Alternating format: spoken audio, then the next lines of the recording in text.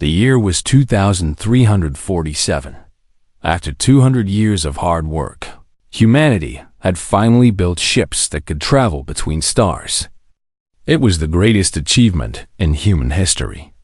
Every person on Earth felt proud. They were no longer alone in the universe. Captain Handuri stood on the bridge of the Horizon, Earth's first diplomatic vessel. He was a tall man with gray hair and calm eyes. He had spent 30 years in space, but nothing had prepared him for this moment. Through the viewport, he could see Station Apex. It was massive. The station was larger than Earth's moon, made of metals that glowed with strange colors. Thousands of ships flew around it like insects around a lamp. "We have arrived," said Lieutenant Bei Taiho from his station. His voice was quiet with wonder. Dr. Yu Nari, the ship's lead scientist, stepped closer to the viewport. She was a small woman with sharp eyes that never missed anything. 4,000 species, she whispered. 4,000 civilizations, all meeting in one place. The Galactic Assembly had existed for millions of years. Humanity had only discovered its existence 10 years ago, when an alien probe had passed through their solar system. The probe had carried an invitation. "Come to Station Apex," it had said. "Show us what you are." So they had come. The Horizon docked at a port designed for newcomers. When the airlock opened, Captain Handuri led his crew into the station.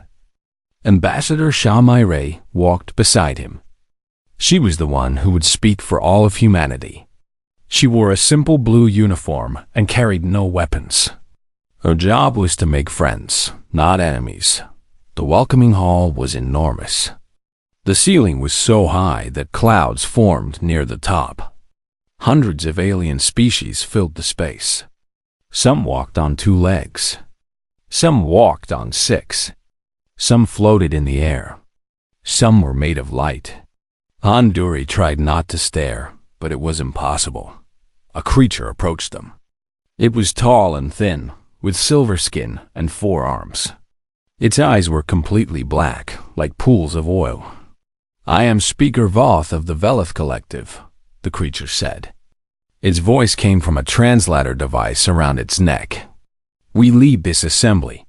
You are the humans, yes? The new species from the small yellow star?" "We are," said Ambassador Chamai. She bowed her head in respect. "We thank you for the invitation. Humanity is honored to be here." Speaker Voth made a sound. It took Handuri a moment to realize it was laughter. "Honored," Voth repeated. "How charming. Tell me, little humans, how long did it take you to travel here?" 23 days, said Chamai. More laughter. This time, it came from dozens of aliens around them. 23 days, said Voth. Our ships make this journey in 23 minutes. Your technology is amusing, like watching a child learn to walk. Handuri felt his hands form fists. He forced himself to relax. They had not come here to fight. The next hour was worse.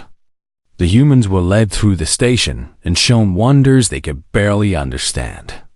Ships that could fold space like paper. Weapons that could destroy stars. Medicine that could make beings live forever. And everywhere they went, the aliens laughed. Look at their little ship, said one creature with too many teeth. It still uses nuclear fusion. How primitive.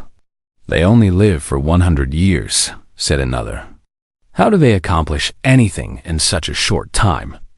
Their brains are so small. It is a miracle they learned to speak at all.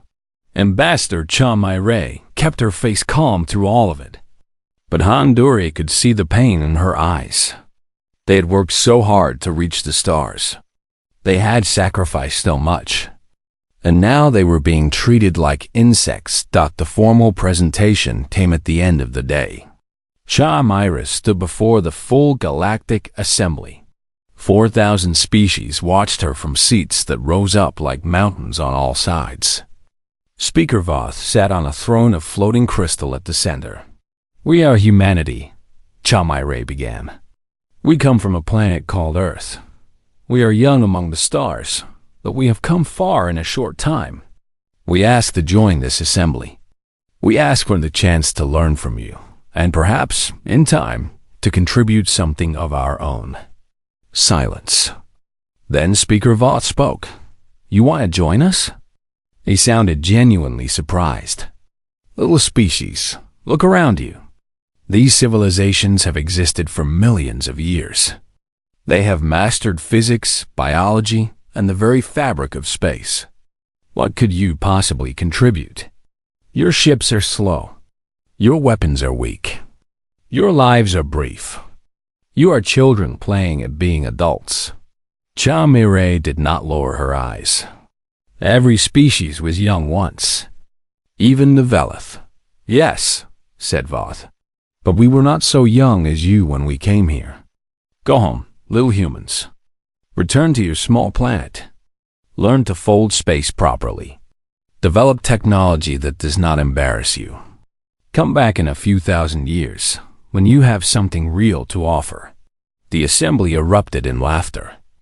The sound filled the enormous chamber like thunder. Handuri looked at his crew. Lieutenant Beitao's face was red with anger. Dr. Yunari, however, was not looking at the aliens. She was looking at their technology. Her eyes moved from device to device, examining, calculating, thinking. Later, on the ship, Ambassador Sha Myra sat alone in her quarters. She had not cried in front of the crew. She was crying now. Handuri found her there. He sat beside her and said nothing for a long time. "They do not know us," he finally said. "They see our ships and think they know everything. But they do not know what humans can do when we are told we cannot do something." Sha Myra wiped her eyes. "What do we do now?" "We go home," said Handuri, "and we prove them wrong." On the bridge, Dr. Yunari was already working. She had noticed something none of the aliens had mentioned. All of their amazing technology operated in 3 dimensions. They could fold space, but they could not leave it. She smiled to herself. They had no idea what was coming. 6 months had passed since the humiliation at Station Apex. The news had spread across Earth and every human colony. People were angry. People were sad. But most of all, people were determined. Deep in space, hidden behind Jupiter's largest moon, there was a station that did not appear on any map. It had no name. It had no official records. Only 200 people in all of humanity knew it existed. This was where Project Ascension lived. Director Park Ji-soo stood in the main laboratory, watching her team work. She was 60 years old, with white hair and hands that never stopped moving. She had given her entire life to this project. 40 years of work, all leading to this moment. Dr. Yunari entered the laboratory. She had not slept in 3 days. Her eyes were red, her hair was messy, and her clothes were wrinkled. But she was smiling. She was smiling wider than Park Ji-soo had ever seen. "We did it," Yunari said. "We actually did it." Park Ji-soo felt her heart stop. "Show me." They walked through the station to the primary hangar. The doors opened, and Park Ji-soo saw the ship for the first time. It was called the Mujin, which meant infinite in Korean. But it did not look like a ship. It looked like something from a dream. The shape kept changing. One moment, it seemed to be a sphere. The next moment, it was a cube. Then it was something with angles that should not exist. Looking at it made Park Ji-soo's eyes hurt. "It is beautiful," she whispered. Engineer Oh Do-hwan approached them. He was young, barely 30, but he was the smartest engineer humanity had ever produced. He had designed the dimensional core that made the Mujin possible. "The core is stable," he said. "We are ready for the first test." Park Ji-soo looked at Yunari. "Explain it to me again. I want to understand completely." Yunari nodded. She picked up a piece of paper and held it flat. "The aliens at Station Apex are very advanced," she said. They can fold space. They can make 2 points touch each other. She folded the paper so 2 corners met. This is impressive. But it is still 3-dimensional. They are still trapped on the paper. She put the paper down. We are not folding space. We are leaving it entirely. The universe has many dimensions. Scientists have known this for centuries. But we are the first to actually access them. How many dimensions?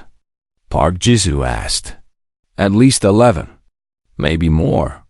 We have achieved access to the 7th dimension. In the 7th dimension, space and time are not fixed. They are optional. A ship in the 7th dimension can exist everywhere and nowhere at the same time. Distance becomes meaningless. Location becomes a choice. Park Jisoo tried to understand. Her head hurt. Show me, she said. The first test was scheduled for that afternoon. A crew of 5 volunteers entered the Mugen. They were all scientists who understood the risks. There was a very good chance they would die. Oh Do-hwan activated the dimensional core from the control room. Park Jisoo watched the monitors. Yunari stood beside her, hands shaking with excitement.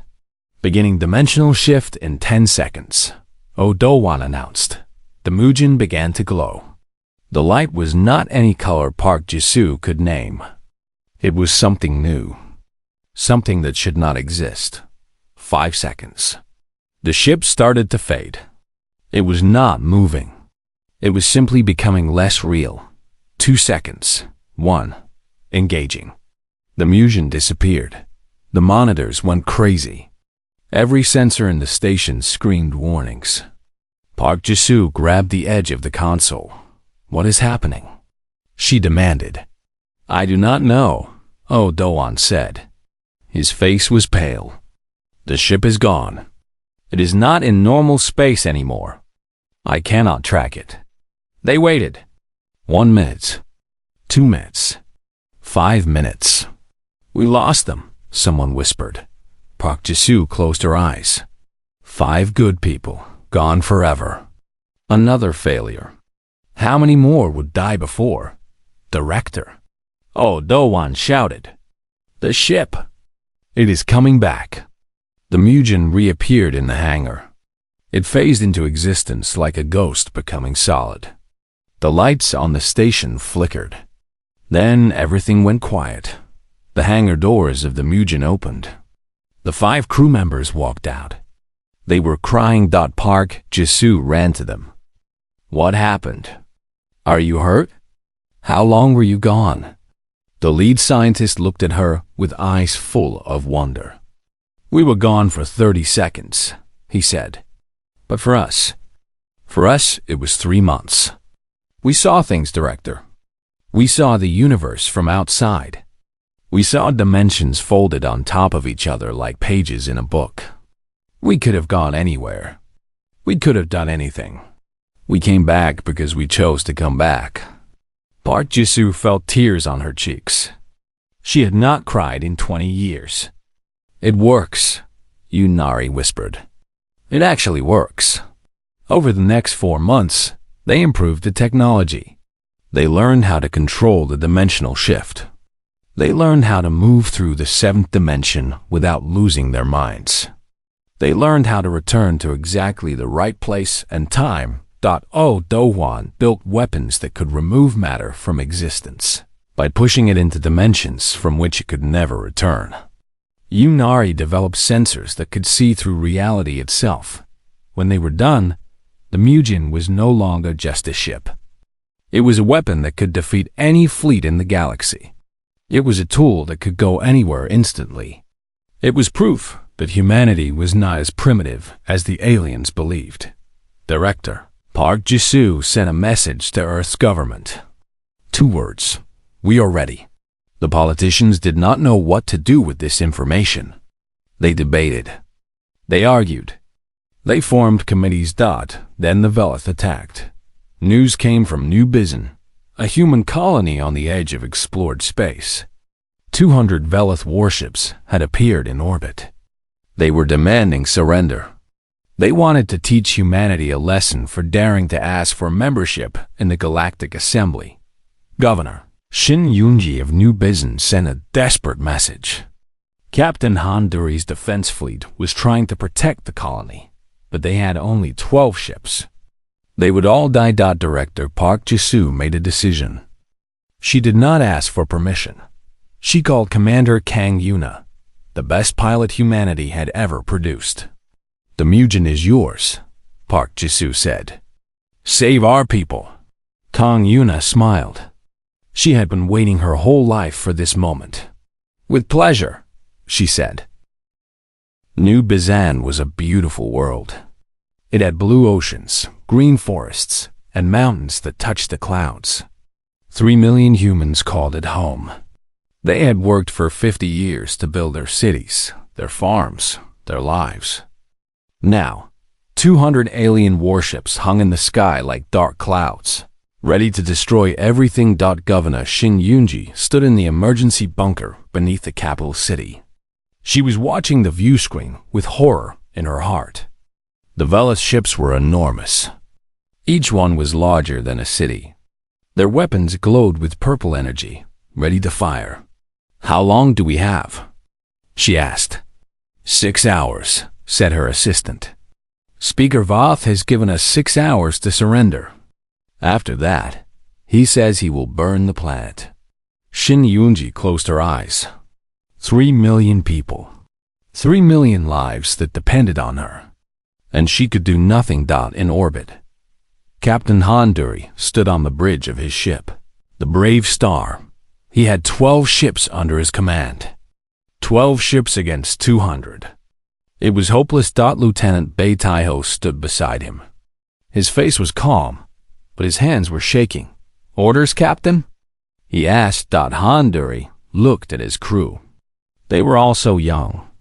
They had joined the space fleet to explore the stars, not to die in a hopeless battle. But not one of them asked to leave. Not one of them suggested surrender. He felt proud of them. So very proud.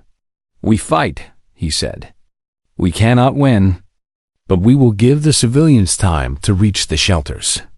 Every minute we buy is a minute more of life for them." "Sir," said the communications officer, "the Veloth flagship is hailing us. Put it through." The view screen flickered. Speaker Voth appeared. His silver face was twisted with amusement. "Captain Handuri," Voth said, "we meet again. I remember you from Station Apex. You were the one with the angry eyes. Tell me, are you still angry?" Handuri kept his voice steady. "I am many things right now. Anger is the least of them." "How poetic. Let me explain what happens next. You will order your ships to stand down. You will surrender unconditionally. Your people will dismantle their interstellar program. Humanity will be confined to their original solar system until they learn proper respect. And if we refuse?" Voth laughed. "Then your colony burns. Then your other colonies burn. Then Earth burns. You cannot stop us, little human. You cannot even slow us down. Your ships are toys. Your weapons are jokes. You are nothing." Handuri looked at the enemy fleet. 200 ships. Weapons that could crack planets. Shields that human missiles could not scratch. Voth was right. They could not win, but they could fight. "I have an answer for you, Speaker Voth," Handuri said. "I am listening." Handuri smiled. It was not a happy smile. It was the smile of a man who had nothing left to lose. "Go to hell." He cut the transmission. Then he turned to his crew. "All ships, attack formation. Target the flagship. Let us show these aliens what humans are made of." The 12 human ships charged toward the Veloth fleet. It was suicide. Everyone knew it was suicide. But they went anyway. The Veloth opened fire. Purple energy beams cut through space. The first human ship exploded in a ball of fire. Then the second. Then the third. On the ground, Governor Shin Yunji watched the battle on her screen. Tears rolled down her face. "They are dying for us," she whispered. "They're all dying for us."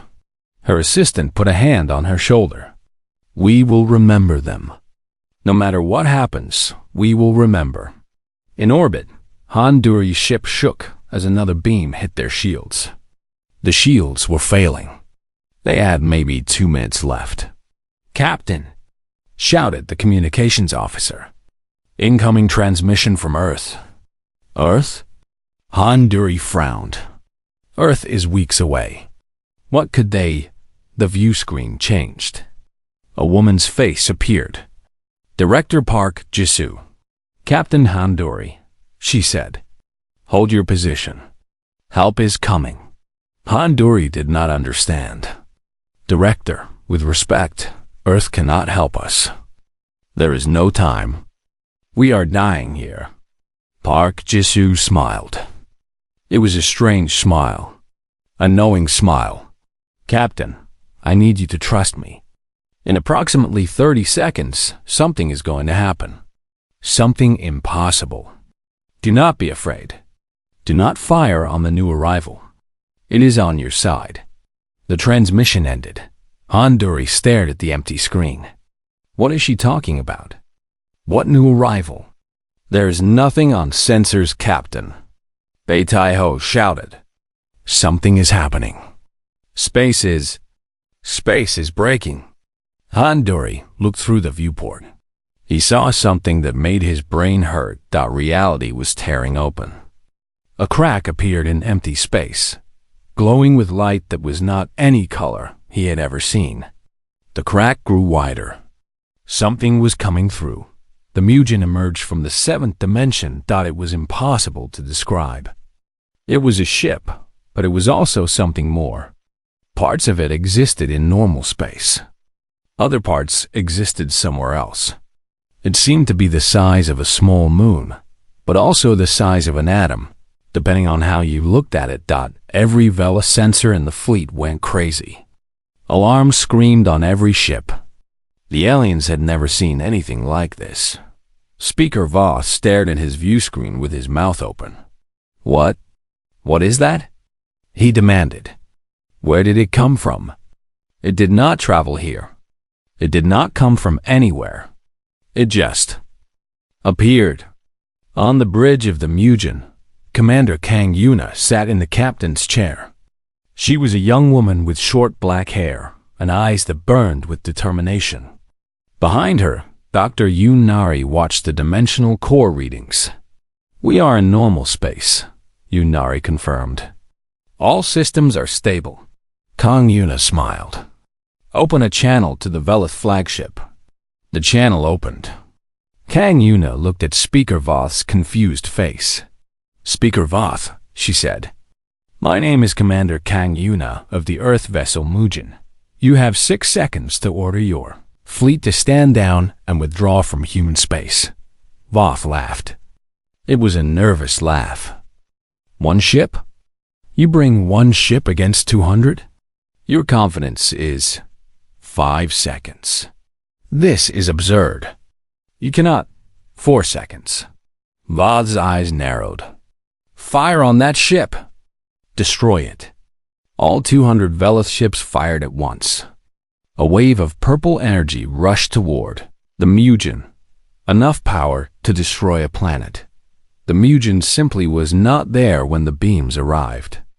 It had shifted into the 5th dimension for exactly 1 second, letting the attack pass through the space where it used to be. Then it returned. "Time is up," said Kang Yuna. She gave the order, and the galaxy changed forever. Speaker Voth had lived for 6,000 years. He had seen empires rise and fall. He had witnessed wars that spanned galaxies. He had watched countless species join the Galactic Assembly, and he had watched many others disappear into extinction. He thought he had seen everything. He was wrong. The human ship moved in a way that broke every law of physics he knew. It did not fly through space. It simply existed in a different place, then another, then another. One moment, it was in front of his flagship. The next moment, it was behind all 200 ships at once. "Track that vessel," Voth screamed. "Where is it?" His tactical officer stared at his screen with wide eyes. "Everywhere, Speaker. It is everywhere. The sensors say it is in 200 locations at the same time. That is impossible." But it was not impossible. Commander Kang Yuna sat calmly on the bridge of the Mugen, watching the chaos unfold. From the 7th dimension, she could see the entire battle at once. Every ship, every weapon, every option. Space itself was spread out before her like a map. "Dr. Yunari," she said. "Status report." Yunari checked her instruments. "The dimensional field is stable. We can maintain this state for approximately 4 hours before we need to return to base. More than enough time." Kang Yuna turned to her weapons officer. "Target the flagship's weapon systems. Use the displacement beam." The weapons officer nodded. Targeting. Firing. The Mugen did not shoot energy or missiles. Its weapon was something far worse. A beam of pure dimensional force struck the Velith flagship. It did not damage the ship. Instead, it found every weapon, every gun, every missile launcher on the vessel and pushed them into the 9th dimension. They simply stopped existing in normal space. They were not destroyed. They were just gone, moved to a place from which they could never return. Speaker Voth watched in horror as every weapon on his ship disappeared. One moment they were there. The next moment, empty spaces remained where the weapons used to be. "What? What did they do?" He whispered. "Sir." His tactical officer shouted. "Our weapons are gone. All of them. They are just not there anymore." Before Voth could respond, the Mugen attacked the rest of the fleet. It appeared around each ship simultaneously. From the 7th dimension, it existed in all locations at once. The displacement beam fired 200 times in 0.003 seconds. Every single Velith warship was disarmed. Captain Handuri watched from the Brave Star. His mouth was hanging open. His crew stood frozen, unable to believe what they were seeing. That is impossible," Beitaiho whispered. "Apparently not," Handuri said. He felt like laughing. He felt like crying. He felt like his entire understanding of the universe had just been turned upside down. On the Velith flagship, panic had taken over. Officers screamed at each other. Alarms blared without stopping. Speaker Voth sat on his command chair, too shocked to move. The view screen flickered. Commander Kang Yuna's face appeared. "Speaker Voth," she said. Her voice was calm, almost friendly. "Your fleet is disarmed. You cannot hurt us. You cannot run from us. You have exactly one option remaining. Surrender." Voth found his voice. "This is impossible. No species has achieved dimensional travel. It cannot be done. The mathematics do not allow your mathematics," Kang Yuna corrected him. "Not ours. But you are primitives. You only discovered space travel 200 years ago. How could you possibly? You made a mistake, Speaker. You looked at our ships and thought you understood us. You saw our technology and assumed you knew our limits. But you never asked what else we were working on. You never wondered what happens when humans are told something cannot be done." Dr. Yunari stepped forward, appearing on the screen beside Kang Yuna. "Let me explain," she said. "Your species and every other species in the Galactic Assembly has mastered 3-dimensional physics. You can fold space. You can create wormholes. You can travel faster than light. These are impressive achievements. But you are still trapped in 3 dimensions. You have never left the paper." She held up her hand, and a hologram appeared. It showed a flat sheet of light with tiny points moving on it. Imagine that these points are ships in 3-dimensional space. No matter how fast they move, they are still on the same sheet. They cannot escape it. The hologram changed. Now it showed the sheet from the side, with additional layers above and below it. This is reality. Space is not the only dimension. There are at least 11 dimensions stacked on top of each other. The 7th dimension exists above your space, looking down at it the way you would look down at a map. From the 7th dimension, every point in your universe is equally close. Distance has no meaning. Location is a choice. Voss face had gone pale. His forearms hung limply at his sides. You have touched the higher dimensions, he said. No one has ever. In 12 million years of galactic civilization, no one has ever. Humans have, Kang Yuna said. We did what you said was impossible. And now, we are going to give you a choice. She leaned forward, her eyes hard. You came here to destroy a human colony. You came here to teach us a lesson about our place in the galaxy. You laughed at us. You called us primitives. You said we were children. Voth lowered his head. For the first time in his 6,000 years of life, he felt ashamed. I will tell you our terms, Kang Yuna continued. First, you will withdraw from human space immediately. Second, you will release a public statement to the entire Galactic Assembly admitting that you attacked an innocent colony without justification. Third, you will never threaten human worlds again. And if we refuse? Voth asked quietly. Then I will push your entire fleet into the 9th dimension. Your ships will not be destroyed. They will simply exist somewhere you can never reach them. You will drift forever in a place where there are no stars, no planets, no hope of rescue. Is that what you want? Voth looked at his officers. They were all terrified. Their weapons were gone. Their shields were useless against an enemy that could step outside of space itself. They had no options. We accept your terms, Voth said. On the bridge of the Mugen, no one cheered. Commander Kang Yuna simply nodded. Good choice, she said. Begin your withdrawal immediately. We will be watching. She cut the transmission. The Velith fleet turned around and fled. 200 ships, the pride of the most powerful civilization in the galaxy, running from a single human vessel. On the Brave Star, Captain Handuri finally allowed himself to smile. He opened a channel to the Mugen. Commander Kang Yuna, he said, on behalf of the Human Defense Fleet and the people of New Busan, thank you. Kang Yuna's face appeared on his screen. She was smiling too. Thank me later, Captain. Right now, I think we have a message to send to the rest of the galaxy. On the surface of New Busan, 3 million people looked up at the sky.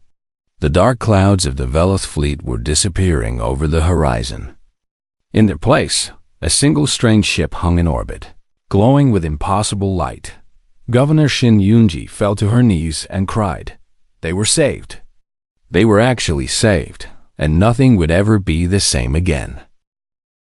6 months had passed since the battle at New Busan. The news had spread across the entire galaxy. Every species, every civilization, every corner of the universe had heard the story. The primitive humans, the species that had been laughed out of the Galactic Assembly, had developed technology that no one else possessed. Station Apex was in chaos. Ambassador Shamai Ray walked through the corridors of the great station. 6 months ago, she had walked these same halls in shame. Aliens had pointed at her and laughed. They had called her species children. They had told her to come back in 1,000 years. Now, those same aliens moved out of her way. They bowed their heads.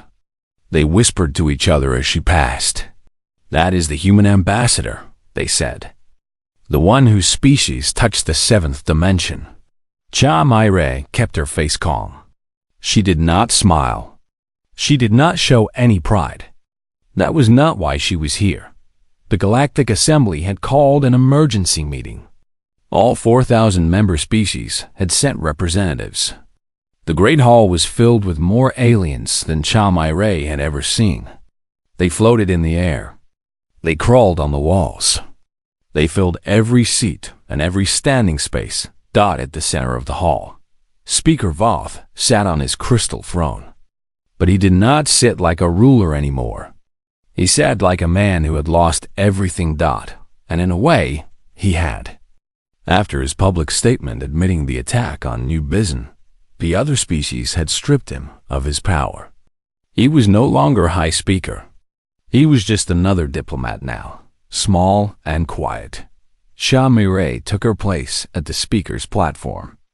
Behind her stood Captain Han Duri, Dr. Yunari, and Commander Kang Yuna, the heroes of New Bizen, the people who had changed the galaxy. Members of the Galactic Assembly, Ray began. 6 months ago, I stood in this hall and asked for membership. I asked for the chance to learn from you, to grow alongside you, to contribute what we could. You refused. The aliens shifted uncomfortably. No one would meet her eyes. You called us primitives. You laughed at our ships. You told us to come back in 1,000 years. She paused. You were wrong. She activated a hologram. It showed the Mugen floating in space, phasing between dimensions. This is our vessel, the Mugen. It operates in the 7th dimension. From this dimension, it can travel anywhere instantly. It can see through reality itself. It carries weapons that can remove matter from existence. No fleet in this galaxy can stop it. Fear rippled through the assembly. 4,000 species, all terrified of what the humans might do next. Chalmyra saw the fear. She understood it. And she did something that surprised everyone. She smiled. But we did not come here to threaten you. We did not come here for revenge. We did not come here to rule. The fear turned to confusion. Humans have a saying, Chalmyra continued. Those who have been hurt should not become those who hurt others. 6 months ago, we were humiliated in this hall. We could use our new power to humiliate you in return. But that is not who we are. She deactivated the hologram. We came here to make an offer. Dimensional technology is dangerous. In the wrong hands, it could destroy everything. But in the right hands, it could help everyone. We are prepared to share our knowledge with the Galactic Assembly. Gasps echoed through the hall. Share? The humans would share? There will be conditions, Chalmyra said. Only species that prove they can use this technology responsibly will receive it. There will be tests. There will be oversight. The process will take many years. But eventually, every worthy species will have access to the higher dimensions. She looked around the hall at the thousands of alien faces. Humanity does not want to rule the galaxy. We want to be part of it. We want to explore, to learn, to grow alongside you. 6 months ago, you told us we had nothing to contribute. Today, we offer you the greatest gift any species has ever given. She stepped back from the platform. The hall was silent for a long moment. Then, slowly, the applause began. It started with one species, then another, then another. Soon, the entire assembly was cheering. 4,000 species, celebrating the humans they had once mocked. After the assembly, former Speaker Voth approached Captain Han Duri. The Velith looked old now, tired. His silver skin had lost its shine. Captain, Voth said quietly, may I speak with you? Han Duri nodded. They walked to a quiet corner of the station. I do not understand, Voth said. You could have destroyed us. You could have taken everything. Why did you show mercy? Why are you sharing your technology? Han Duri thought about the question. He thought about the humiliation he had felt 6 months ago. He thought about the anger. He thought about watching his ships die above New Bizen. Because we remember, he finally said. Remember what? We remember what it was like to be small. We remember being laughed at. We remember feeling helpless. Handuri looked at Voth with calm eyes. We do not want anyone else to feel that way. But we also will not be victims. That is the balance we have chosen. Voth lowered his head. I am sorry, he said. For what I said, for what I did.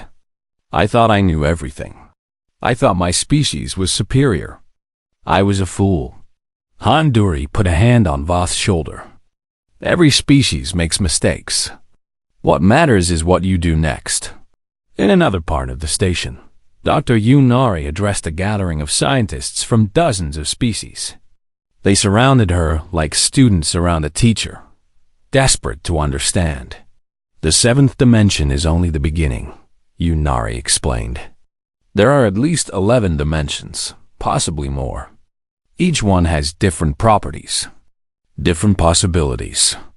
We have barely scratched the surface. A scientist with 3 eyes raised a tentacle. How long until we can access the higher dimensions? For your species? Yunari smiled. That depends on how hard you work. Humans achieve this because we refuse to accept limits. We refuse to believe that anything was impossible. If you approach the problem with the same determination, you may surprise yourselves.